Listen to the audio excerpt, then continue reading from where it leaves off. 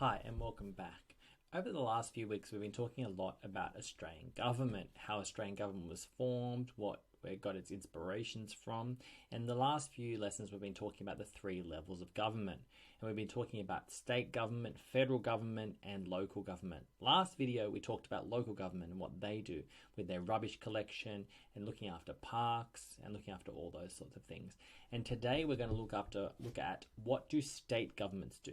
Okay, so there's, once again, if you remember, there's three levels of government in Australia. We have the local councils, in which there are lots of them, over 600, and then we have the state governments, which have different sort of roles and responsibilities, and then we have the federal government, which is in Canberra, which oversees other things to do with the whole country.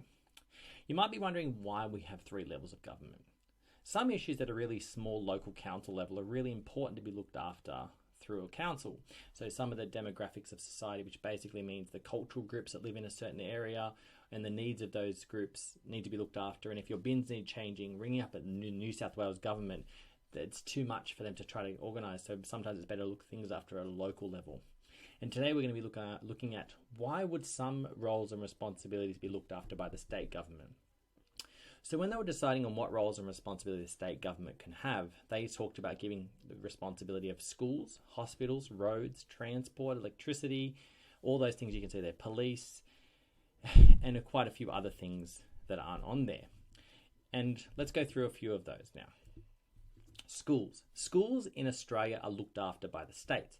Each state have their own rules, and quite often each state even have their own curriculum about what they teach and when they teach it. There is an Australian curriculum, but New South Wales have their own one. So all the schools in New South Wales are all looked after by the New South Wales government, and so our school is part of the New South Wales Department of Education. Okay, so that means all schools and all the things they do are looked after by the New South Wales government. Hospitals in Australia are funded and run through the New South Wales government as well. So Fairfield Hospital, that's part of the New South Wales Health. Okay, that's why you'll hear a lot about New South Wales Health at the moment, and all our hospitals funding, all the new upgrades and things like that are all run by New South Wales government. Okay, so hospitals are part of New South Wales responsibility, and Queensland and all those other states.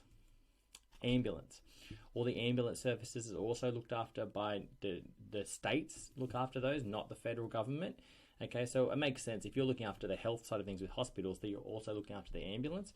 It makes no real sense as to why the state would have one and the federal would have the other one. So that's why they're trying to keep it consistent so that they can have the same communication across those two. Which kind of also makes sense as to why New South Wales or all the states look after police as well. So the New South Wales Police Force have their own uniforms, their own type of cars, their own rules, slightly different, maybe mostly similar to everyone else.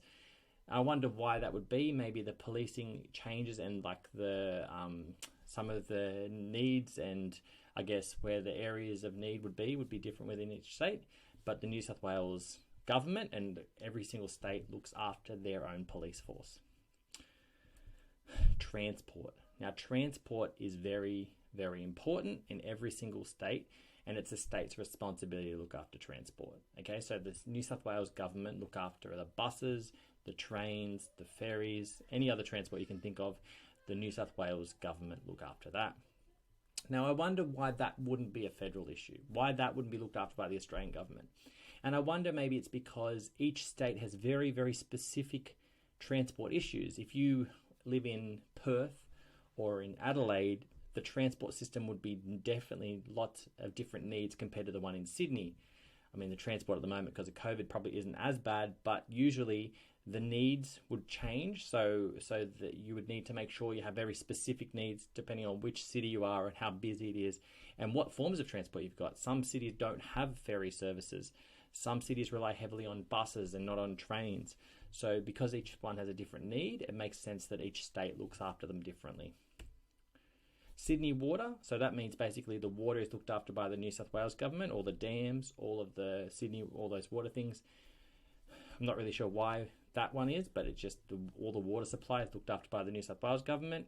Prisons, makes sense. So if you've got health and ambulance and police, that the prisons are also looked after by the state governments, and they fund them and they make sure that they put all the job, like that they staff them and all those sorts of things. Electricity and gas. there's a few differences at the moment between different states and how they're trying to provide electricity for their states. I know that the South Australian government are trying to work more on renewable energy and battery power, whereas some states rely more heavily on electricity. And I guess the needs of each state mean that they all have their own differences. And so each state looks after their own electricity and gas. The court system is a state problem, or a state responsibility, I should say, which also makes sense to have that continual thing between, if the police are run by the states, then the courts should be run by the states because they're the same system. And I guess it makes sense to have that the police, the ambulance, the health, the courts all have that continual thing. And so the New South Wales government is responsible for running those courts and all the issues and responsibilities around that.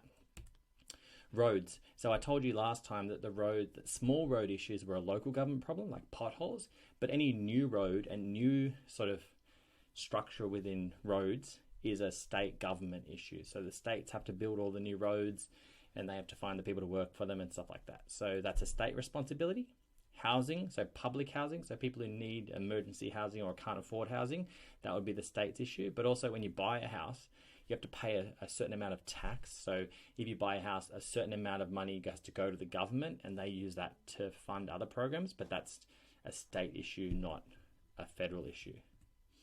So there are mainly those things that are run by the state government. You'll see that there's also things like agriculture and forests. Now, forests are a difficult one because there are also national parks and state forests, so they kind of can be a bit of both.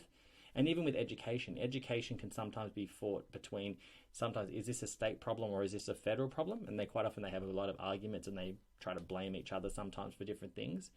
But mostly you'll see like schools, education, roads, police, a lot of those things, and health are the main things that the states look after.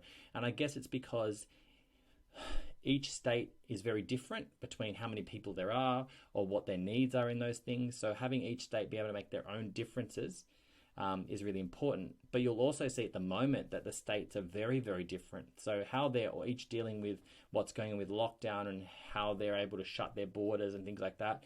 We're kind of seeing different things the states are doing that we have never seen before. And they're kind of being able to do, I guess, responsibilities that I don't think I knew that they were even able to do. So it's quite interesting to see the way that the states have almost more control now, and that the federal government almost can't do some things because the states have almost as much control. So it's quite interesting to see how the responsibilities of the state and federal government at the moment are kind of changing. And so I hope that's helped with the responsibilities of the state government. And next time we're going to go on to the responsibilities of the federal government, which looks after the country as a whole. I hope that's been helpful, and hopefully you go all right with the activity below. Thanks.